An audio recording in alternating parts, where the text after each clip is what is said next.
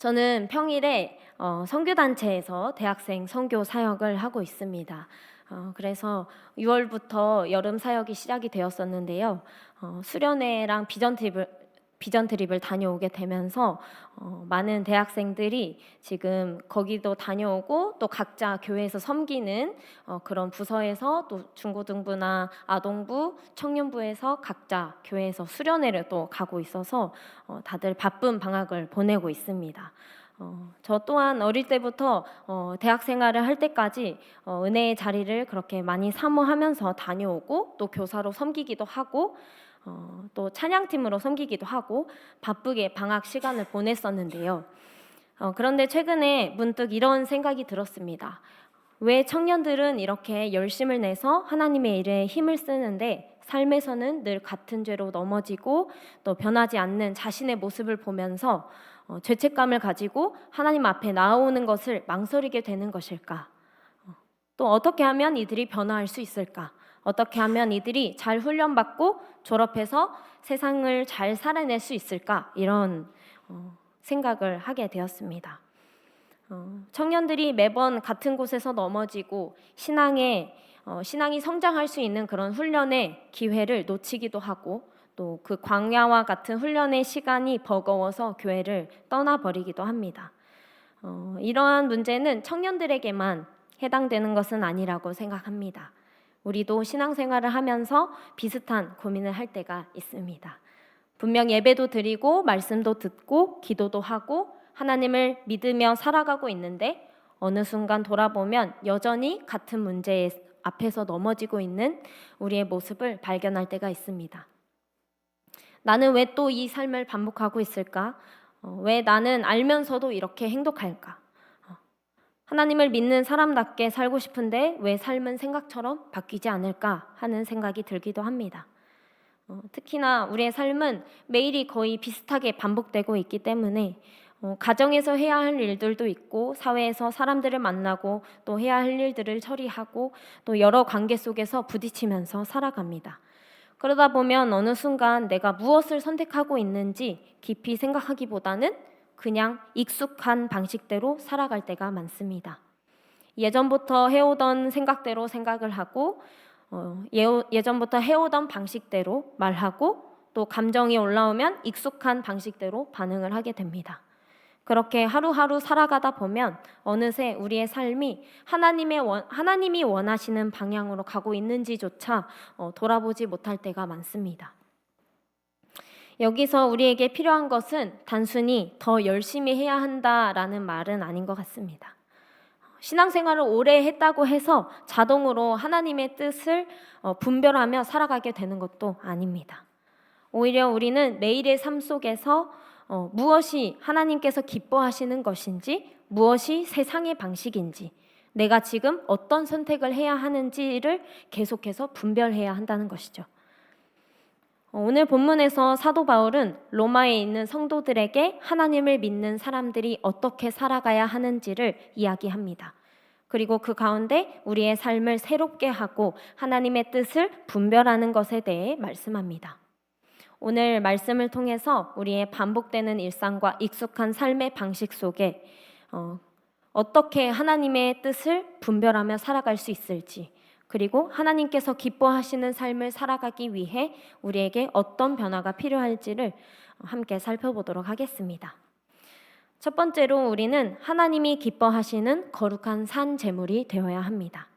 우리 함께 본문 1절 말씀, 로마서 12장 1절 말씀 한 목소리로 읽어보겠습니다. 시작.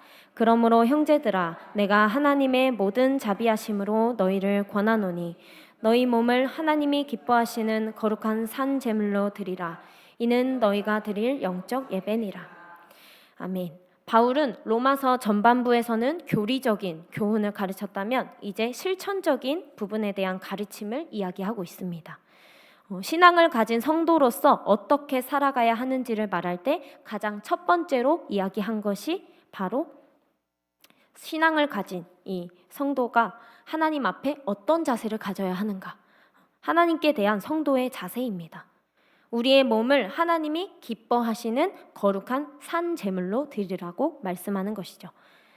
그렇다면 거룩한 산 제물로 하나님께 드리라는 것은 정확히 무엇을 말하는 것인지 궁금합니다. 자신의 의지와 상관없이 몸이 그대로 제물로 바쳐졌던 인물이 있습니다. 바로 아브라함의 아들 이삭입니다. 아브라함은 100세에 겨우 얻었던 그 아들을 너무나도 사랑했습니다. 하지만 하나님께서 아브라함에게 그렇게 사랑하는 아들 이삭을 바치라고 했을 때에 하나님께서는 반드시 다시 자신의 아들 이삭을 살리실 것이라는 그 믿음으로 이삭을 곧장 산으로 데려갑니다. 하나님은 자신을 향한 아브라함의 신뢰와 사랑을 확인하고 나서는 준비하신 순양으로 제사를 지내게 하셨습니다. 그리고 이 말씀에서 이 이삭의 말은 단 한마디만 나옵니다. 내 아버지여, 불과 나무는 있거니와 번제할 어린 양은 어디 있나이까? 이 질문에 아브라함이 이후에 무슨 말을 하던지 또 어떤 행동을 하던지 이삭은 말없이 그저 순종함으로 묵묵히 하나님의 일하심을 지켜보았습니다. 설령 하나님의 일하심이 이해되지 않는 그 순간에도 묵묵히 순종했습니다. 우리의 삶에서 하나님께 우리의 몸을 거룩한 산 제물로 드리는 것은 어찌 보면 이삭과 같은 모습이지 않을까 생각이 듭니다.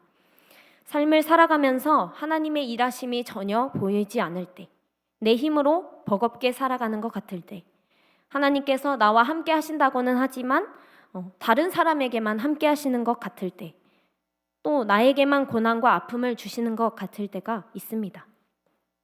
그럴 때 우리는 하나님께 묻습니다. 하나님, 왜 이런 일이 일어나는 건가요? 하나님께서 정말 나와 함께 하고 계신 것이 맞나요? 제가 왜 이렇게까지 해야 하나요? 라고 말입니다. 그런데 산 제물로 살아간다는 것은 내 삶에서 이해되지 않는 일이 사라지는 것을 의미하는 것이 아닙니다. 오히려 이해되지 않는 순간에서도 하나님을 신뢰하는 것입니다. 내가 모든 것을 알고 있기 때문에 순종하는 것이 아니라 내가 이해하지 못하더라도 하나님을 신뢰하기 때문에 내 삶을 하나님께 맡겨드리는 것입니다. 생각해보면 이삭에게도 그 순간은 이해되지 않았을 것입니다. 자신이 왜 산에 올라가야 하는지, 아버지가 왜 자신을 묶으려고 하는지, 하나님께서 왜 이런 상황을 허락하셨는지 이삭은 알지 못했을 것입니다. 성경은 그 이후에 이삭이 어떤 생각을 했는지, 어떤 마음으로 그 상황을 받아들였는지는 자세하게 기록하지 않습니다.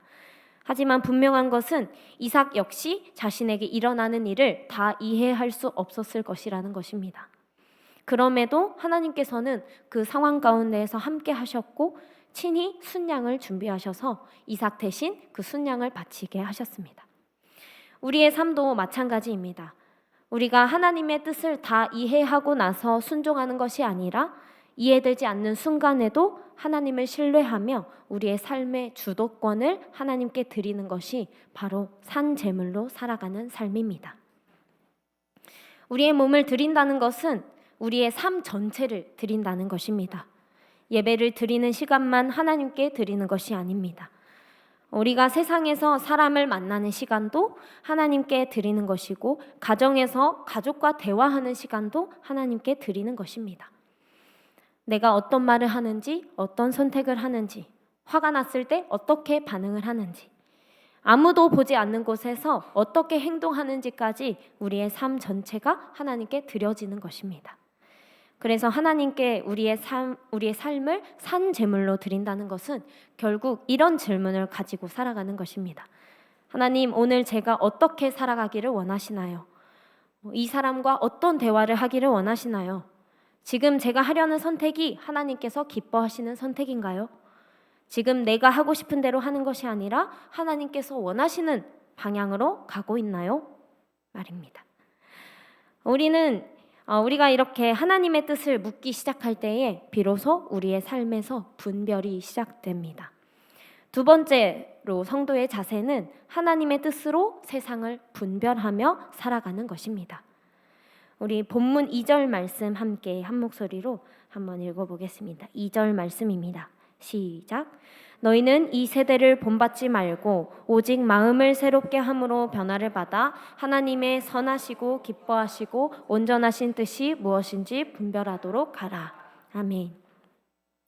우리가 하나님이 기뻐 받으시는 거룩한 산 제물이 되어서 우리의 삶의 주도권을 내어드리게 된다면 이제는 우리가 하나님의 선하시고 기뻐하시고 온전하신 뜻으로 이 세상을 분별해야 한다는 것입니다. 먼저로는 이 세대를 본받지 말고 마음을 새롭게 함으로 변화를 받아야 합니다. 세상에는 우리가 하나님의 뜻과 반대되는 가치관을 가지고 살아가게 만드는 수많은 것들이 있습니다.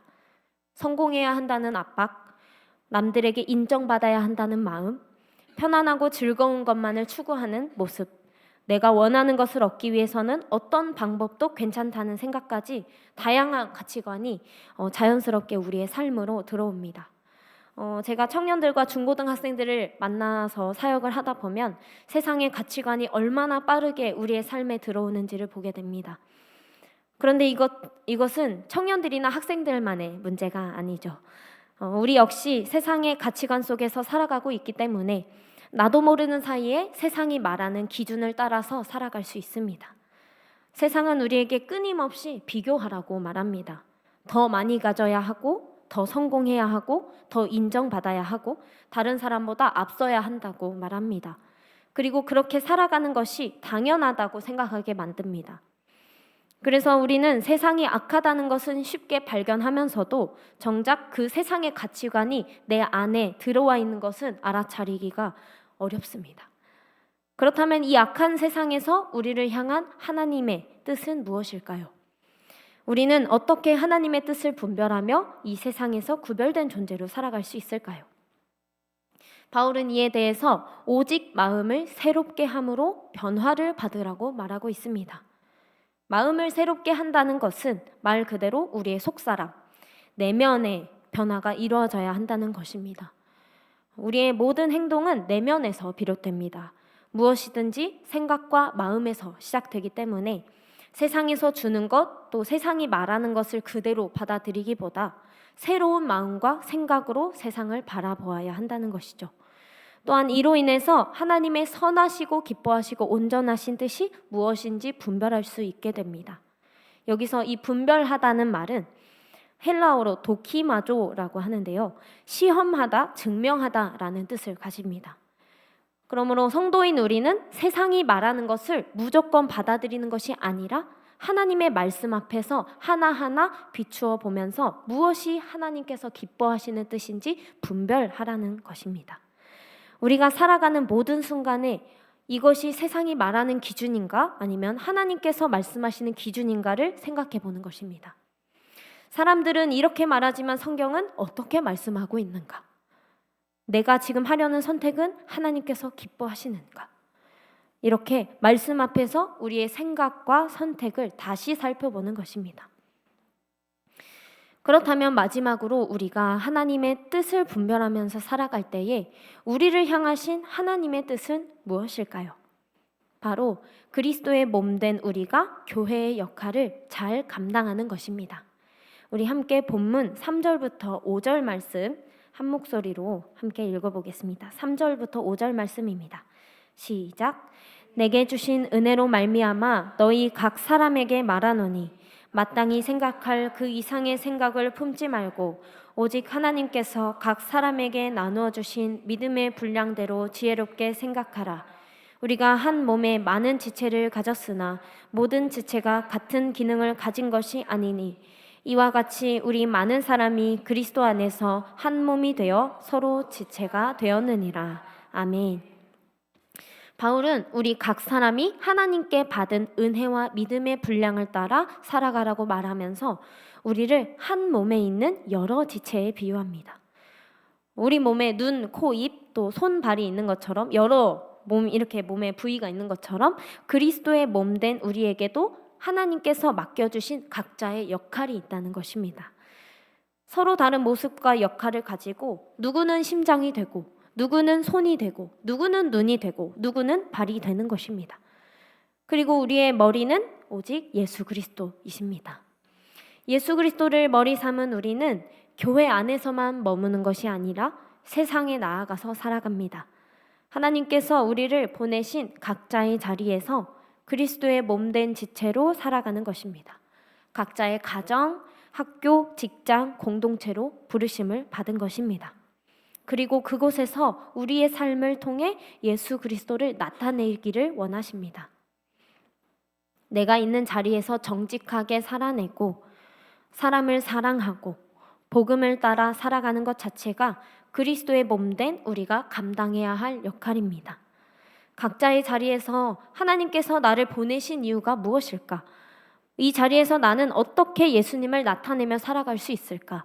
라고 질문하며 사는 것이 바로 분별하며 살아가는 삶입니다. 하나님께서 주신 말씀을 따라 세상의 기준을 분별하고 하나님께서 보내신 자리에서 그리스도의 증인으로 살아가는 것입니다. 이제 말씀을 마무리하겠습니다. 우리는 교회로 모이지만 다시 세상으로 보내심을 받습니다. 그리고 우리가 살아가는 가정과 직장과 학교가 바로 하나님께서 우리에게 맡겨주신 사명의 자리입니다.